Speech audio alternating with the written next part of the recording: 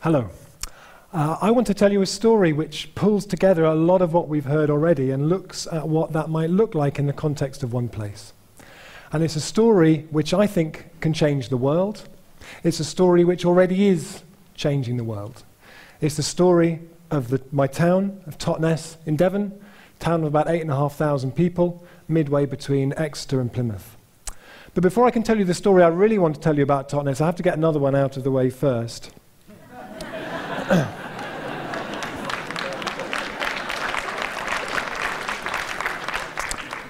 Totnes was once referred to as the capital of New Age chic. That's chic, not sheep. The idea of a capital of New Age sheep is too horrible to imagine. The Western Morning News, the local paper, in an article which I'll be coming back to later, once referred to the average resident of Totnes as a sandal-wearing, crystal-gazing soap carver subsisting entirely on brown rice and organic parsnips. And Matt Harvey, our local poet, says that when you've lived there too long, your body starts to secrete a hormone called totnesterone, where your masculine and feminine come into perfect balance with each other.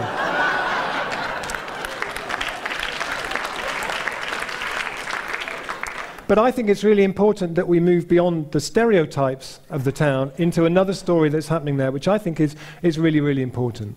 Totnes has a much higher than the national average number of families depending on part-time work rather than full-time work, has 50% more families living below £20,000 a year than the national average, very high house prices, and has seen most of its industry, most of its employment shut down over the last 15, 20 years, the bacon factory, the milk factory, the art college, to a point where local businessman and historian Walter King talks about what we're seeing is the long, slow death of Totnes as a living, working town gathering pace. And it's that story, that context that I really want to talk about.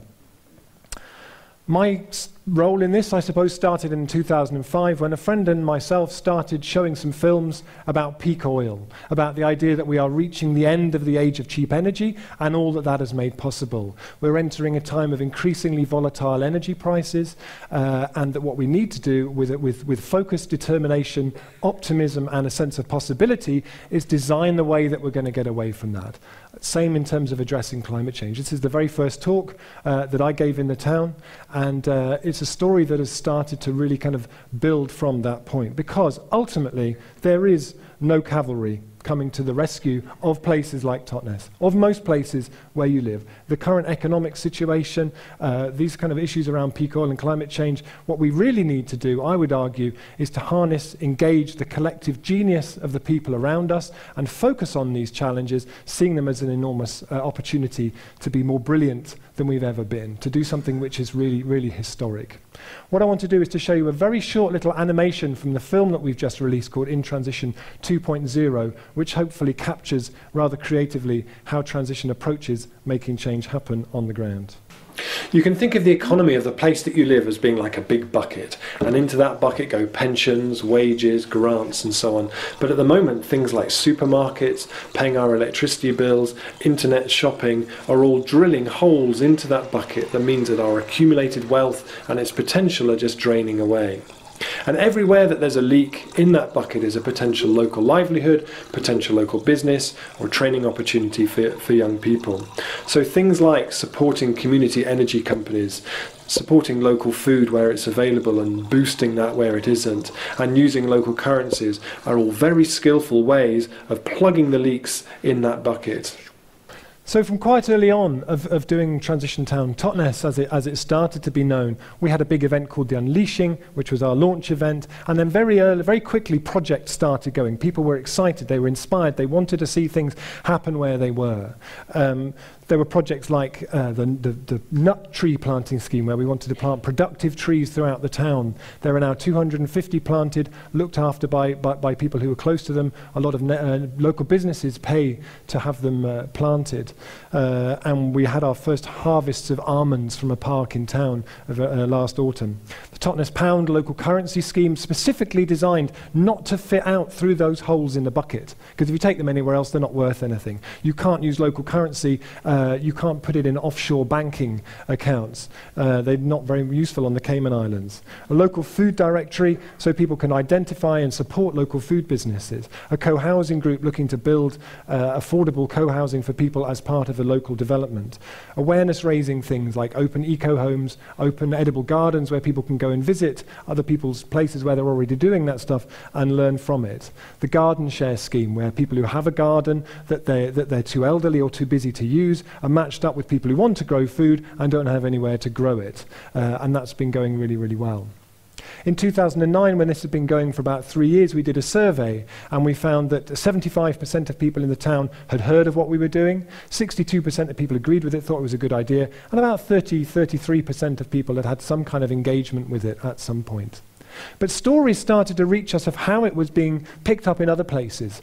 And my favourite was the daughter of a woman who's very active in the local churches, went on holiday to Canada, on a canoeing holiday. She was out in the middle of one of the Great Lakes, canoeing along, middle of nowhere, sees another canoe, thinks, I'll be sociable, I'll paddle over and say hello, paddles over, gets chatting, where are you from? Oh, I'm from Totnes in Devon. Oh, transition town Totnes.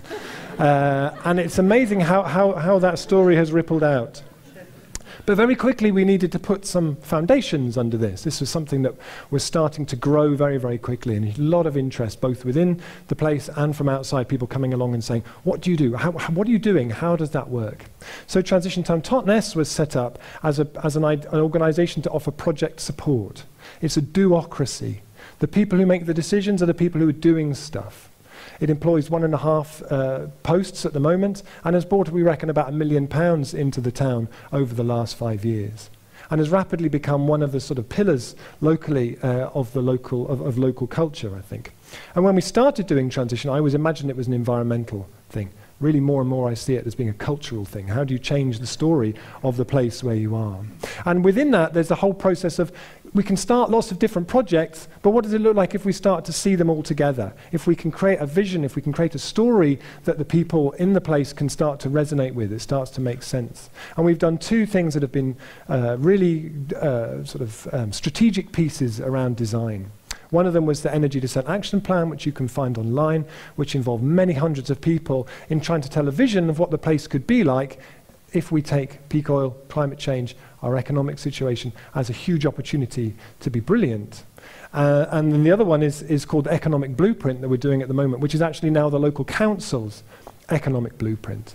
What's exciting with that is that for the first time that I'm aware of is starting to map the potential of the local economy. What passes through it, and how could we start to cycle that more locally if we can start to plug some of the leaks? So one of the initial findings, for example, is every year the area spends £30 million on food. 20 million of that goes out through just 2 supermarkets. If we could start to shift just 10% of that spend to local food, we've brought £2 million into our local economy. We haven't had to get government grants and we haven't had to invite big companies in. We've got £2 million in our economy for creating skills, trainings, new livelihoods, new enterprises. That feels like, to me, like a really big, really important idea of our time. And one of the projects we did from a couple of years ago, which I think is really, really interesting, this is us after starting an organisation focused on community responses to peak oil and climate change, is this thing called Transition Streets. Transition Streets is based on the idea that maybe change sticks better if you get together with your neighbours, and it works on a street-by-street level. So you get out on your street, you knock on the doors, you get between 6 and 10 people, households together, and you agree to meet 7 times in each other's houses. You look at water one week, you look at energy another week, you look at food another week. And you make pledges at the end of each session about what you're going to do. And on average, each household that gets involved cuts their carbon by about 1.3 tonnes, saves themselves about £600. 500 households have done this now. That becomes a very significant reduction towards the town's emissions. But when I meet people in the street who've done it, they don't say, oh, it's great, Rob, we did Transition Streets, we saved 1.3 tonnes of carbon, we're feeling really pleased with ourselves, so great, we really feel we're doing our bit. What they say is, it's great, I now know Sandra over the road, Dave over the road, you know, we're doing this thing. I didn't know, he's such an interesting guy. He does this, and he knows all of this, and he's showing me how to do that. And all that social side of it is what comes to the fore. When we asked people in a report at the end that pulled together all the learnings from it, why did you get involved in transition streets? The key answer was, because I wanted to know my neighbours better. And when we asked them, what were the key benefits you feel that you got out of being involved in that, and we turned it into one of those clever word cloud things, community, neighbours, getting to know. Climate change doesn't even register. Peak, tiny little word, bottom right-hand corner. Left-hand corner, I can't, whichever way around, yeah.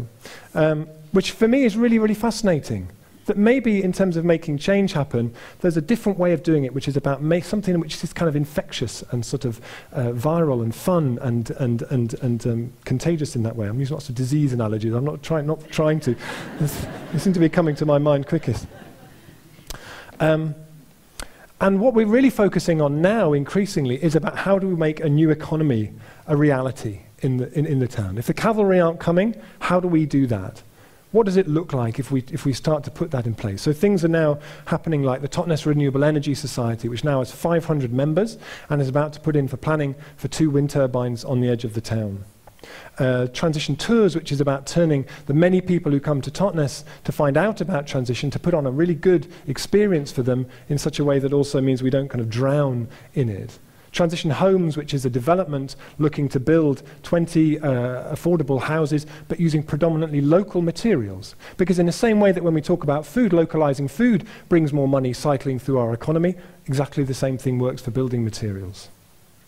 We're seeing businesses starting to emerge through the kind of culture that's being created of saying, we need new enterprises for this, who's up for that? We recently held a thing called the Local Entrepreneurs Forum, where we brought together people with business ideas in the town, about 40 people who had great ideas for different enterprises, with local potential investors and mentors to really try and kickstart what this new economy could look like. So we have a microbrewery project which is in the offing, a kitchen table which is really about catering but trying to catalyse lots of other things around local food as well. So it's looking for businesses which have a number of criteria, really that they are about promoting local resilience, that they're low carbon, that they are not just purely for personal profit, that they are working within natural limits, promoting localization, and that they're about bringing assets into the local community. I'm really glad I remembered all 6 of those, because lots of people have talked about their anxiety things in advance. My anxiety dream before TED was that De La Soul came round to my house to stay for the night, 80s rap trio, and I couldn't find enough bedding for them. And so the fact that I've remembered all of those is great. I've got through that. I've broken through that barrier. That's fantastic. And when I was preparing this talk, I asked various people what were their highlights of being around this process for the last 5 or 6 years. One person said it was the event at the end of Transition Streets where we showed a film called Start Something Together, which you can find on YouTube, which documented that process. And all the people from all the different transition streets came together to the town hall and had a big kind of celebration. And she said that she was almost moved to tears by the energy that had created. Another friend of mine, who we organised a hustings event in the run-up to the election where we invited all the local candidates, and rather than just have them sit in there and answer questions, we talked about about the kind of economy we wanted to create for the place. And then I asked them, well, how are you going to support that? How are you going to help that come into being? My personal highlight was this headline from the Western Morning News. Lead editorial, no less, which contained this sentence. In an interesting twist to the climate change debate, communities and individuals once seen as quaintly idiosyncratic for their way-out views have now become mainstream and may yet provide some of the answers to the biggest questions we all face.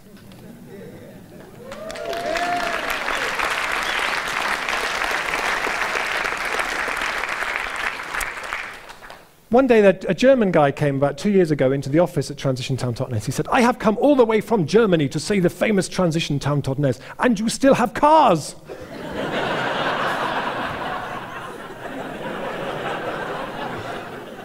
Well, you might like to, temper your expectations just a little bit. But it's really interesting to reflect over the last 5 years about how this has spread. And the best kind of analogy that I can come up with is it's like mycorrhiza. So mycorrhiza are incredibly fine fungus that is actually one of the main things that gives forests their resilience, gives soils their resilience. If I had an inch cube of mycorrhiza-rich soil here, it would contain 10 miles of mycorrhiza. And what it does is it's like a neural network between all the different parts of it that enable it to spread excess nutrients around, communicate risk, communicate disease or threats to it and so on. It's an extraordinary thing. And in a sense, transition is a bit like inoculating a community with something like that it runs. And so our German friend who came, he was looking for all the fruits, but a lot of what it does is it runs under the surface. It fruits where you expect, but it also fruits where you don't expect. Research that we did showed that, for example, when Transition Streets had only just started, it hadn't had any publicity or anything, we did a focus group completely on the other side of town. And a woman talked about the first place where we had a pilot going on and said, it's great over there, it's like the war, they're like a village, they have street parties and everything. That actually that sense had started to percolate through. One local councillor I talked to said, the best thing Transition Town Totnes has done is bring people together. And so that, but of course, if it had just been something that had happened in Totnes, that wouldn't really have been that much use.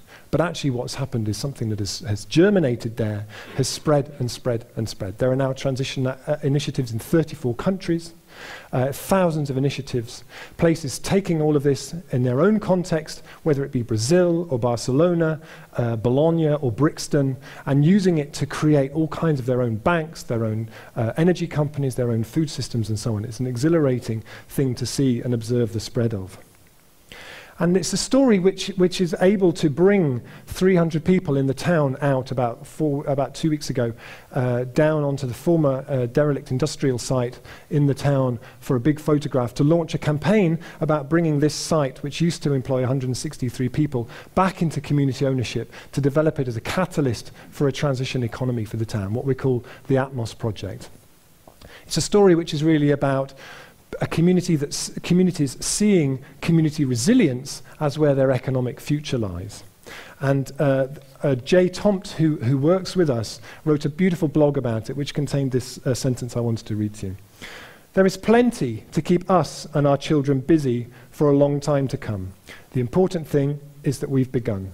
We know that we're the ones we've been waiting for, so we're just doing it. We don't need the cavalry, we're already here. And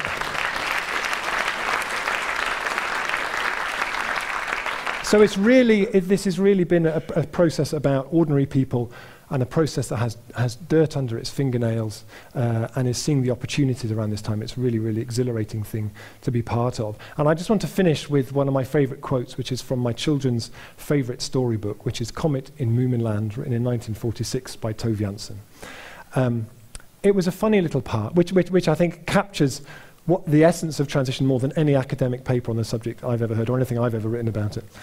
It was a funny little path, winding here and there, dashing off in different directions, sometimes even tying a knot in itself from sheer joy. You don't get tired of a path like that, and I'm not sure that it doesn't get you home quicker in the end.